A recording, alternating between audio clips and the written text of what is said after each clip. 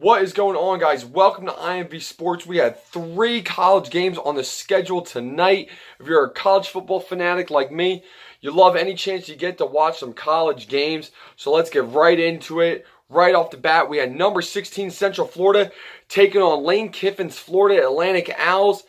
Central Florida undefeated still. They've been undefeated since last season. They were the national champions last season. I don't know how you feel about that. That's for you to decide. I think they're national champs because I like to stir the pot like that. So they're my national champs last year. So whatever you guys think about it, let me know. But Central Florida taking on Florida Atlantic Owls. Lane Kiffin leading his team in. Now I predicted Florida Atlantic to hold their own and hang tight with Central Florida in the first half. But I thought by the second half Central Florida would pull away. Proved to be too much offensively and defensively. But what we had is Florida Atlantic really held their own the entire game. And Central Florida wins this game by a score of 56-36, a high-scoring game. You knew Central Florida would score a lot, but I didn't think Florida Atlantic would score that much. But they did. They held their own. They stuck with Central Florida for most of the game. So props to the Owls. Props to Lane Kiffin for getting his guys going. Yeah, Mackenzie Milton for Central Florida. I mean, he played the best game he's probably played in his career tonight. 306 passing yards for 3 touchdowns. And he also had 81 rushing yards and 3 touchdowns on the ground. 6 touchdowns altogether for Milton. He absolutely has a day. Have a day, Mackenzie Milton. He goes off, does unbelievable. Good for him. But breaking the game down, it was 21-17 at halftime in favor of Central Florida. Central Florida was scared a little bit. But like I said, I thought in the second half Central Florida would pull away a little bit. They did, but Florida Atlantic held on and held their own longer than I expected. So I give it to Lane Kiffin and his Owls football team. They stuck around. Unfortunately, Central Florida is too much for them. They win that game 36-26. So moving on, we had Penn State, number 10 Penn State, taking on the Illini, Illinois. And I thought Penn State was going to roll over them like it's nothing. But Penn State did what, unfortunately, they've been doing a lot of this year and letting teams hang around and getting too close to them in the first half. So, Illinois, I mean, they played great. Nothing against them. Not trying to say Penn State played crappy, and that's the only reason Illinois was able to hang around. But Illinois hung around with Penn State. It was 21-17 at halftime. Penn State was up. And Penn State fans, you had to be shaking a little bit. You were a little scared. I mean, I'm an Arizona State fan. In college football, I like a lot of teams, but living in South Jersey, I gotta like Penn State. I gotta root for them, you know. So I was really watching that game, and I was scared. I was like, oh my God, what are they doing? Appalachian State, they got us shaken, a little scared till the very end in overtime. Against Pitt in the first half, they had us scared a little bit, but they broke out in the second half. And then tonight in the first half, they had us scared a little bit again. But don't worry, Penn State absolutely came to life in the second half. They obliterate Illinois. They absolutely end up destroying them. 63-24. Like I said, it was 21-17 at halftime. And Illinois scored a touchdown right in the beginning of the second half. And they went up 24-21. And I'm sitting there like, oh my God, what is going on?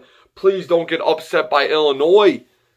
But like I said, they come to life. And Trace Mcsorley, this kid's got to be in the discussion for the Heisman Trophy. He's got to. They got to stop letting his name fly right past their heads. Because this kid is good. And he's been doing good since last season. He's been putting up the numbers on the ground and through the air. He's such a good quarterback. And I hate seeing every week when they talk about the Heisman discussion, the possible Heisman finalists. And Trace Mcsorley doesn't even get brought up. It makes me sick. I'm not being biased. I promise you I'm not being biased because I like Penn State. Trace Mcsorley deserves to be there. Until he shows that he's not able to perform against these bigger teams, he deserves to be there. And Trace Mcsorley, again, tonight shows why. He goes 252 yards all-purpose, including rushing and through the air. Now, he didn't have a spectacular game through the air, threw a pick, had less than 200 yards. But Penn State also didn't throw the ball that much. They only threw the ball 19 times. So out of 19 attempts, he gets almost 200 yards. I believe it was around 170 or so, 169. For only 19 attempts, that's pretty damn good. So I'll take that. And he gets 3 touchdowns. But aside from McSorley, Miles Sanders stole the show tonight. Miles Sanders, running back for Penn State, blew up. And this is a kid that was expected to have a great year for Penn State. A great year. He was expected to get his name thrown around throughout the nation. And tonight, he really showed that. He goes for 200 yards tonight. 200 yards, 3 touchdowns. One of them for 48 yards that he took to the house. Miles Sanders was an absolute beauty. And so was Ricky Slade, number 4, the running back for Penn State. Ricky Slade was great too. He also had 2 touchdowns, had 94 yards. One of them, he took 61 yards to the house. So great running game for Penn State tonight. And that's one thing a lot about Penn State. Some games people are like, oh man, they can't run the ball. McSorley's throwing this many yards, but if someone shuts down the pass game, they're screwed. But then tonight they show that, listen, our running game is perfectly fine. They had over 300 yards of rushing. Over 300 yards of rushing tonight. Between Miles Sanders, Ricky Slade, Journey, who had about like 12 yards. He scored a touchdown. And McSorley, they had about like 360, 370, something like that. That's incredible. That's absolutely incredible.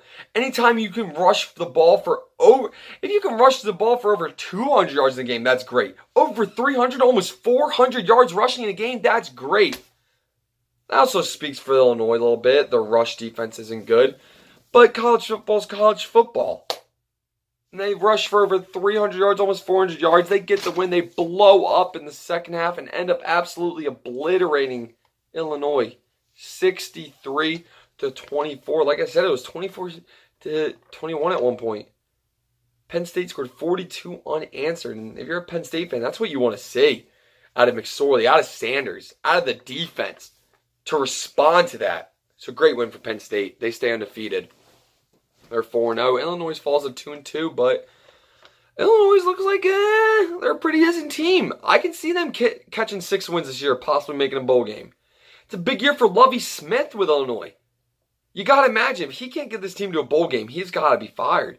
But he's got the Illini, they're all right now.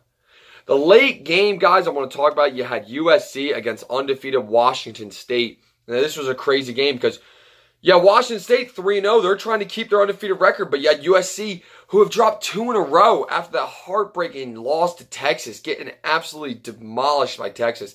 They had to get a win. In the Pac-12 conference, you can't afford to lose 3 games in a row, or you can kiss those Pac-12 championship hopes goodbye. They had to get a win tonight. I predicted USC to win, and USC was able to win the game 39-36. They just pulled it out. It was an absolute nail-biter. You knew it was going to come down to the wire, but the Trojans get a much-needed win. They could not afford to lose 3 in a row. If you're Washington State, shake it off. You got to bounce back next week. They were 3-0. Now they're 3-1. Still looking good. Yeah, you don't like to lose a conference game against a team that's lost 2 in a row, but you go into USC's territory, into the Coliseum, and you play really close. Yeah, of course you want to win, but you got to shake it off if you're Wazoo. You got to shake it off, prepare for next week. So, Daniels was great. He had 3 touchdowns, 241 yards, and Minshew was great too, 344 yards and 3 touchdowns for Wazoo. It was a great game, and it was 39-36 when Washington State got the ball back. They get it in field goal range. They try to kick a field goal to tie the game with less than 2 minutes left, and it gets blocked. The USC defender comes right through a gap and gets his hand up, blocks it. USC gets the ball. They end up getting a first down. They can eat the clock. They win the game. It was 24-17 Wazoo at halftime. I thought Wazoo had it. I know I predicted USC, but I thought Wazoo had it. They couldn't, though. USC kept fighting. They win. So they win 39-36. That is a huge win for USC. Like I said, you can't lose 3 games in a row in the Pac-12. So huge win for USC. Washington State, shake it off. You got to get ready for next week. You're still 3-1. That's great. Yeah, you hate to lose a conference game, but that North is so tight. That Pac-12 North is so tight with Oregon and Stanford in there as well. And Washington. There's 4 teams that legitimately have a chance to win that division of the Pac-12. So you got to shake it off. You got to get ready for the next game. We got a huge day tomorrow in college football, guys. We're going to talk about that tomorrow morning, discuss some of the games. So check the video out tomorrow morning. I'll be uploading. But thanks for watching this video. Comment, guys. Let me know what you thought about these games tonight. How you feel about Penn State. Can USC keep this hot streak rolling? Can they get on a hot streak, win a lot of games in a row? How do you feel about Central Florida? Can they stay undefeated a whole season again? And if they do, should they make it to the playoffs? Let me know in the comment section. Like, subscribe, follow the page on Twitter, guys, at IMV Sports. Thanks for tuning in. We'll see you next time.